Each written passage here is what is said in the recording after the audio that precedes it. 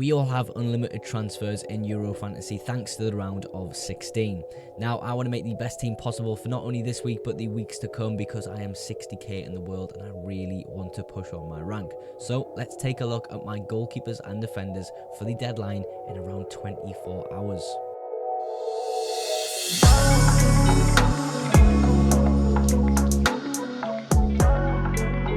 Just want to say a massive thank you to you guys watching at home for all the support recently. I've recently broke my TikTok viewing record, my YouTube viewing record twice since the start of the Euros, and I've gained some subscribers on the way, which is absolutely fantastic. If you are enjoying my content and want to see more of it weekly, you can feel free to subscribe below. You don't have to, you can just watch my videos for completely free. So let's waste no time though, let's get straight stuck in. Don't want to keep you too long. Jordan Pickford and Verbruggen are my goalkeeper pairing. Playing on different days is ideal for my goalkeeper pairing because I want to maximise the potential points they can actually get me. If Pickford has a bad game and concedes, Verbruggen is there against a Romania side. But I have to say, I am a bit scared of Romania. I do think they will put a tough fight up for the Netherlands, hence why I haven't got many players from their team on my Euro Fantasy team.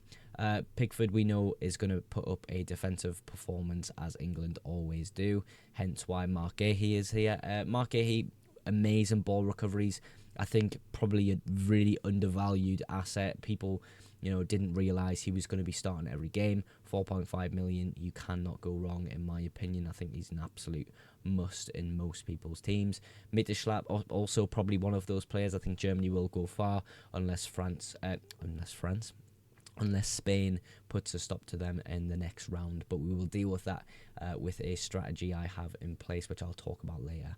João Cancelo, again, really good player. Portugal had a disappointing performance in their last day of the group. However, I feel as though the first two performances were good enough to grant me putting them in my team, which I will do. Dani Carvajal, amazing fixture, leader, ball recoveries, getting forward, what can you say? He's a must in a lot of people's team if you think Spain's going to do well in this tournament. Other than that, you've got Jules Koundé on the bench hiding as a defender. Just want a little bit of that France team, to be honest with you, especially going forward down the line in the tournament. But overall, I think the defence is a pretty mixed bag of players who are probably going to go far in the tournament. So it's good to have, even if you're wildcarding perhaps next week or the week after.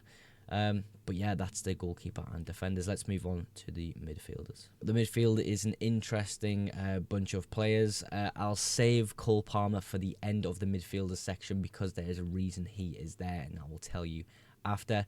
Musiala, unreal in the first two games. Well, pretty much all of the games he's played and I've watched, he has shown some amazing technical ability and, probably been one of Germany's better players among Gundogan and other people like that. So I think he's a must in my side from what I predict the knockouts are going to be like. Fabian Ruiz, a lot of people going Pedri and Nico Williams from Spain in the midfield. I just think Ruiz getting the game move and getting the ball recoveries might produce maybe a more consistent point base rather than someone who might get subbed off if things aren't going too well against Georgia and they really start to sit back. So Fabian Ruiz for me for expected minutes and probably a more consistent point basis will be starting in my side. Bruno Fernandes supplying pretty much all of the attack going forward for Portugal at times. It feels like he dictates play amazing in this Portugal team and he's not diving around the floor as much, so I like him more as a person, which is always good. Sabitzer, I just think Austria, absolute dark horse in this tournament. So be it if they beat England. Sabitzer's in my team because I truly think Austria are a really good football team. And now we can get onto the difficult conversation of Cole Palmer. Why the fuck have you got Cole Palmer in your team, Corey? Well, I'll tell you. So it is a bit of a cop-out. I do believe I will have an England asset there. At the time I made this team, Cole Palmer was, he just had an amazing game coming off the bench for England, and I think he was the real change that England probably will need going forward in the tournament.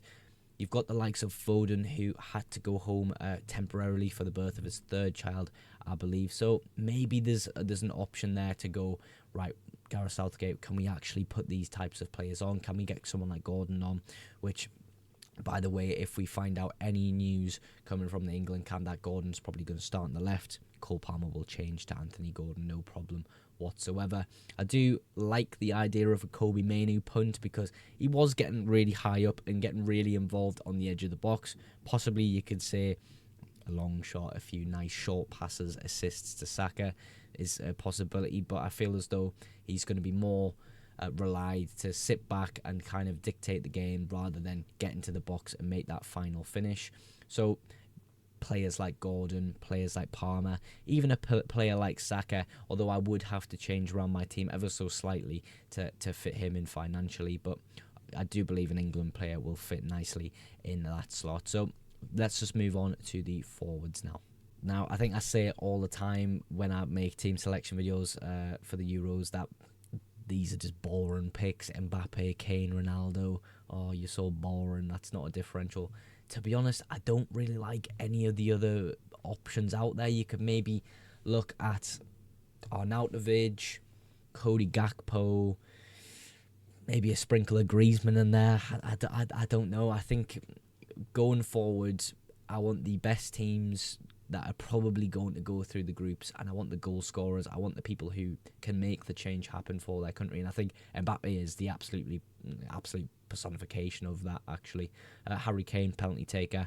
He's going to score. He has to score. If we play like we did when Palmer and Gordon were amongst it on the pitch, something will fall to Harry Kane. Something will appear to him, and he will go and finish that chance because he's probably the best striker in the world. Cristiano Ronaldo plays on a later date.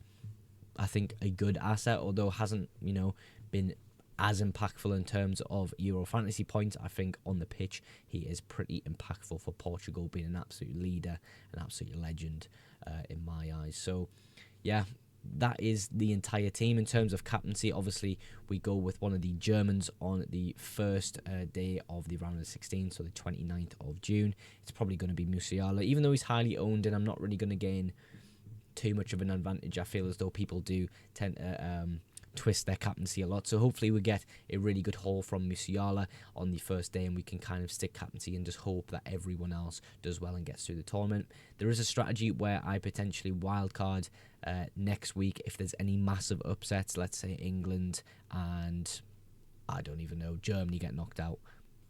There's a lot of my team gone. Wildcard, fix it, and we go from there. So there's strategies in place to deal with that sort of thing. If you at home have used your wild card already, just make sure you're managing your teams correctly and you have an idea of what your transfers might look like in the future if a team gets knocked out. Because if you've got loads of England, French and German players, not really many other players from anywhere else, and one of them gets or two of them gets knocked out, you're going to be screwed. You're going to have to take hits at times, even though you do get some more transfers as you go further on the competition. But I will stop yabbering on because I do feel like I'm chowing your ear off and you don't want that. So yeah, that is the team, guys. Just an outro for the video, just giving you a massive thank you yet again for all the support recently. If you have enjoyed the video and want to subscribe to the channel like others have been doing in abundances recently, which I'm super happy about, feel free to click that button below for weekly fantasy football content. Euros fantasy is what we're on at the moment, but when the season comes back around for the Premier League, we will be on FPL yet again, hoping for another amazing season just like last. So yeah, that is everything for today's video. Thank you so much for watching again, and I will see you in the next one. Bye for